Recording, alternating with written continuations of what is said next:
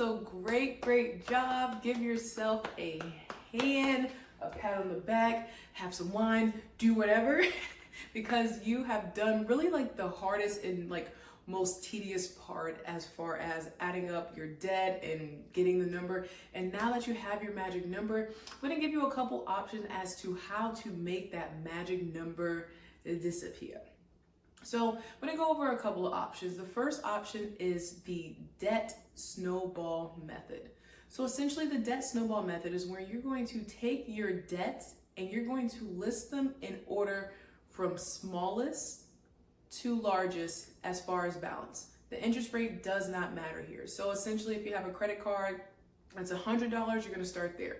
You have another credit card that's $200, you're going to list that one next. You have a credit card that's $1,000, you're going to list that there. And then essentially your car might be like 10 or 15,000, you're going to list that there. And so once you have those in order, we're going to pay off that first debt. So we're going to focus all of our extra money on paying down that $100 credit card. So you're still going to make the minimum payments on your other credit cards and your car payment, but you're just going to make the minimum payment. So if it's 25, you're just going to put the 25, satisfy your payment, you're good. And then all the extra money you're going to put towards that first one. Then once that first debt is paid off, we're going to go down to the next debt. And so now we're at the $200 credit card. So now we're going to put our additional money into paying that off while still making the minimum payments on our other debts. So the point here is to gain that momentum. And once you pay off that first debt, you're like, oh, wow, I did it. And then we're going to take the extra money, put it into the next one, and then we're going to start rolling. We're going to be like a snowball, and we're just going to build that momentum, build that focus, and we are going to crush this debt, you guys. We're out of here. We're flying to financial freedom. So that is option number one.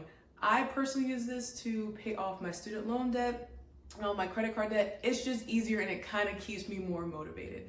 However, I like to give people options. I think it's fair to know that there's more than one way to skin a cat.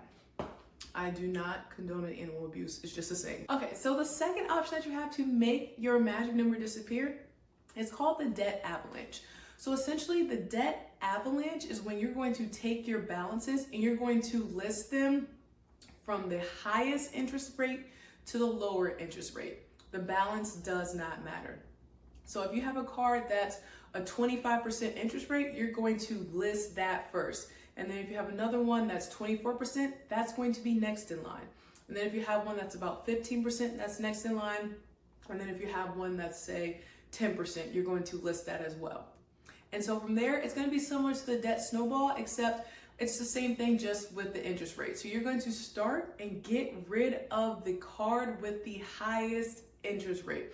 So you're going to put all of your extra money, all your extra focus into getting rid of that 25% card with that interest rate, while still making the minimum payments on those other cards. So if it's $40, you're just going to pay that $40 minimum payment. You're done.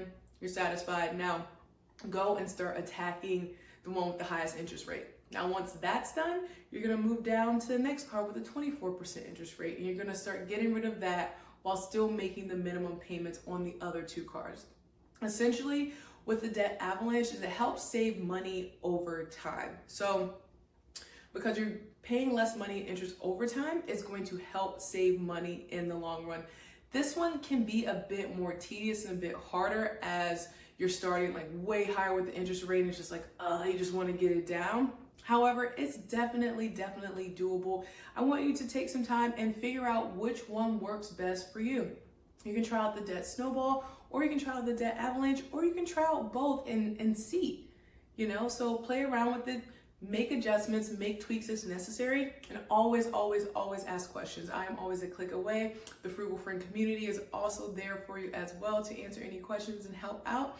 So take that time, pick one, let me know which one you pick and why, and I'll see you guys in the next module. As always, stay frugal, be brilliant.